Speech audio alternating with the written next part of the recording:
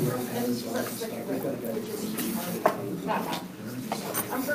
this information was perfect timing because we just got Danny Quintana on our staff, our new arts coordinator. I was trying to tell her this stuff, and now it's all right here. So it's great. We're back on our live stream. Do you want me to start it?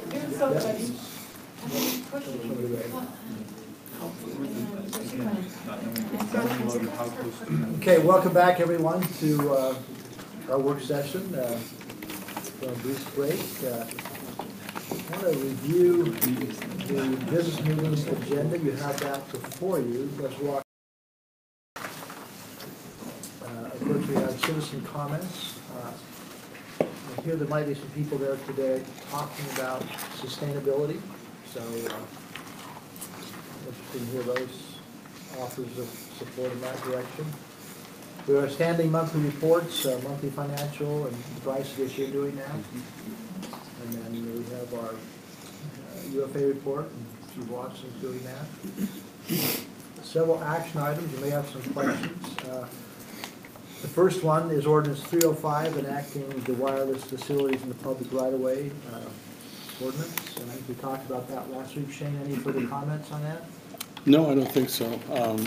Most of the cities have gone ahead and adopted something like this, so we're kind of in the same group. I think that we're in the pack. We're not an outlier in any way on this ordinance. Okay. Any questions from the council on that item?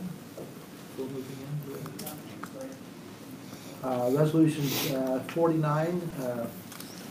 Approved a contract with Innovative Marketing Systems. That's for a citywide striping project. Matt?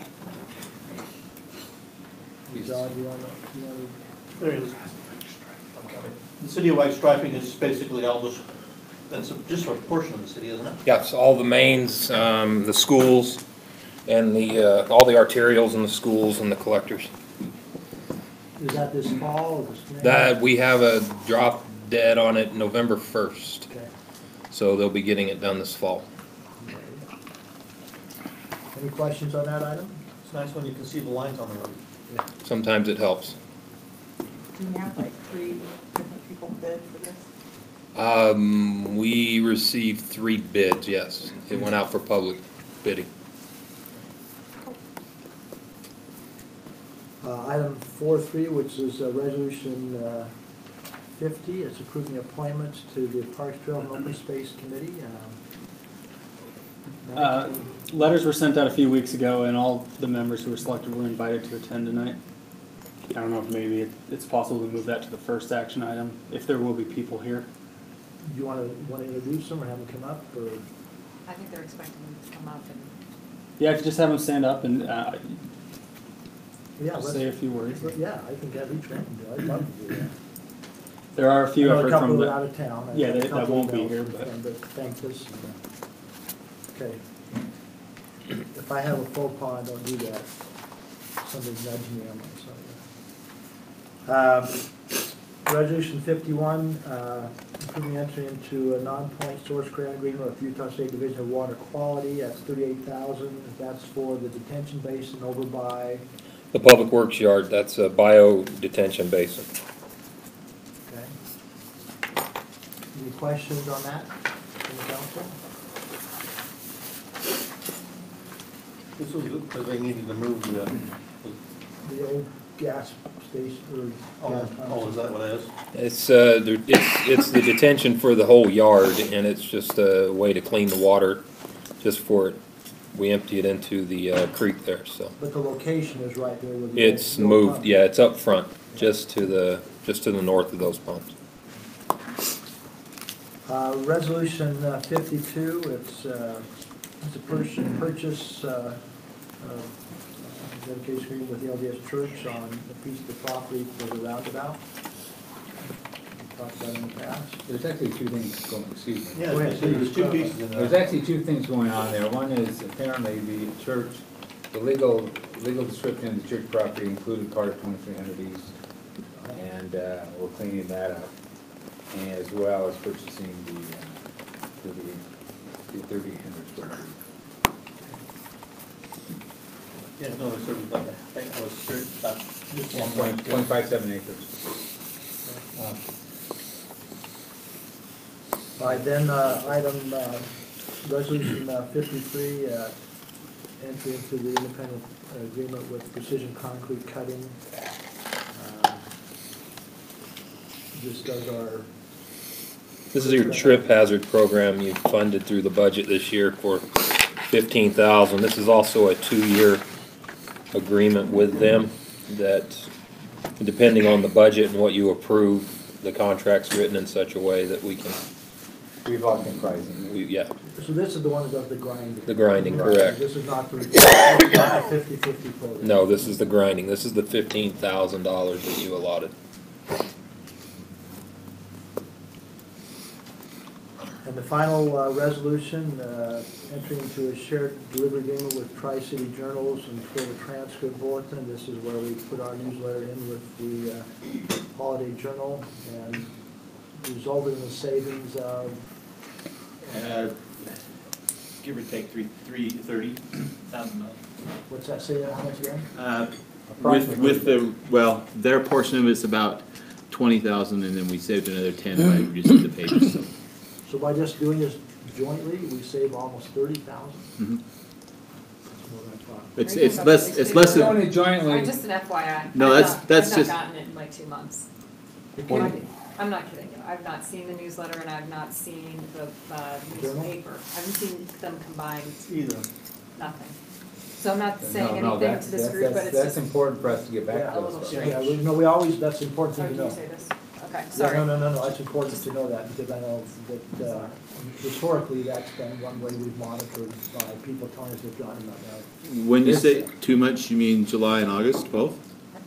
Right. The shared agreement didn't start till August, so I know, there's but a we problem still need before to that. check in on Yeah.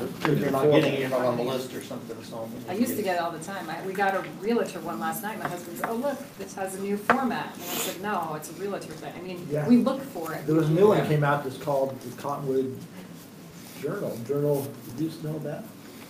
It was a way. Journal Heights or something? What was it? Yeah, something like that, but by a real estate, yeah. We saved $20,000 on the agreement between the city journals and Florida Transcript and us.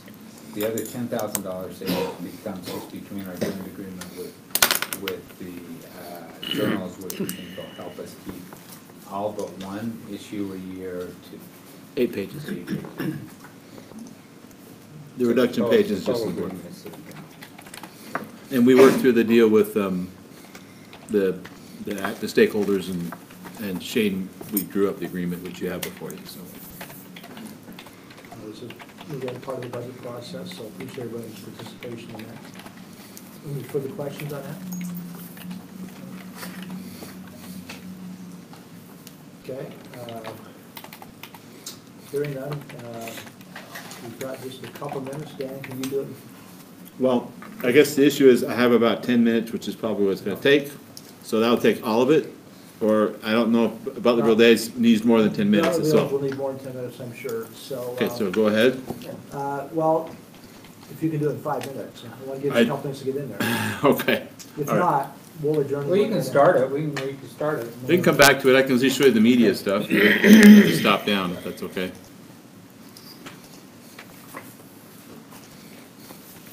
We can come back to it. I can just show you the media stuff. Oops, gotta turn that off. Okay, there we go. Sorry That's about a good that. reminder, we are live streaming. You are live. Watch what you touch in your face. Probably wore my bow tie. Tonight, police are looking for a convicted sex offender who is now accused of raping his girlfriend's young daughter. And the victim apparently told police it started when she was 10 years old. Jim can't do Spivak anything live about that. outside the DA's office. And Jim, the victim also told investigators the mom knew that her boyfriend was a convicted sex offender. And that's according to the records that we obtained here at the district attorney's office. The mother went on to say that she allowed her daughter to stay in rooms alone with this man, Michael Reeves, and now prosecutors believe they have enough evidence to put him behind bars again. For at least the second time in his life, Michael Timothy Reeves is charged with sex crimes involving a minor. Reeves was released from prison in 2012 after being convicted on 2 counts of attempted sexual abuse of a child. The new allegations he faces are said to have happened less than a year later. The mom has sort of recognized and acknowledged that he was known as a sex offender and that she allowed this person to be around her children alone. The Cottonwood police recently responded to a local high school on a report of sexual abuse of a child. The victim told investigators Reeves raped her over a 3-year period when she was as young as 10 years old. Because the victim's mother admitted to knowing Reeves was a known sex offender and left her children alone with him, she was questioned by investigators. She was going through a tough life at that. The mother could face child endangerment charges. Nothing's been presented to us in regards to the mom's issue right now. The focus was on the defendant and his conduct in relationship to this young child. Gill says the statute of limitations is not an issue in this case. Cottonwood Heights Police declined to comment. And you're taking a look at his picture from the sex offender's website, and those records show that Reeves has 2 very identifiable tattoos, a tribal sun on his leg and skulls with flames on his right arm. And if he is caught, the DA here, they want his bail set at $100,000. Guys, back to you. Jim, thank you very much. So that's fun. That initially belonged to a much bigger agency than ours. They declined it. So because it involved our school, we picked it up. We ran with it. We got the charges filed. He went on the run. We apprehended him about 3 hours ago in the basement of a house out west. He's currently in jail awaiting presentation to the court. I get so proud of my guys. That's an important one to do. Thank you. New at 10, a grass fire broke out this evening in Cottonwood Heights, prompting road closures along Wasatch Boulevard. You can see it burning right up to the road, even coming in near a house. Fortunately, it didn't reach the homes. Dispatchers tell us the fire's now out, thanks in part to neighbors who jumped in and helped with their garden hoses. That happened during our meeting last week, so, anyway. Just barely made it through that corner of that fence, but not much damage to the backyard of that home. 116 was there, 110 was there. Is that concrete wall? Yeah. Thank you. So Mike, you recommend residents use their garden hoses in those situations? Well, no, but I understand why they do. Yeah. This week, the Cottonwood Heights Post Office is temporarily shut down. Officials say a leaking roof at the branch, located at 6890 South, 2300 East, forced the closure, but mail delivery will still continue in that area. A few branches nearby the closed one include one in Holiday, a few in Sandy, and a Midvale location. All of those are open tomorrow, but the times will vary. Crews are already working on repairs to the Cottonwood Heights Post Office branch, and they hope to have it back and running up and again by tomorrow. Well, take a look at this. So I actually was in there the day before they reported on this, and it's like a moldy basement. It's terrible. You could tell it right off. So Flat roofs or problematic at times. That's all the media reports I have. The only other item of discussion I have is we have begun the RFP process. We're looking at our 2014 version, and we're going over that to adjust it for our new website design. I attended a seminar last week, among other people, PIOs and public information and public relations specialists who do what I do, to learn and go through some best practices and go over the process and what other folks have done and look at other vendors and what the pluses and minuses of them. But we've begun the process and work with Bryce on that and John, and we'll hopefully have a draft shortly. I understand too that when we did this last time, we had council representation, and Mike, you on the committee, was that? Will we be doing that again, I assume? That's up for discussion. I would prefer getting different folks from different departments who are vested in this sort of thing, and forming a committee among them, and then at least one council member. Yeah. Okay, so we'll come back, but I strongly encourage us to have a And council that's- representation. This is too important to us. It is, and that's actually one of the common best practices that we learned at the seminar was to involve stakeholders within the organization more than ever, because they're the ones that are gonna be probably using it, and they understand what their audiences want. Okay. Anyway, that's all I have, thank you. All right, thank you. We'll adjourn to our business meeting.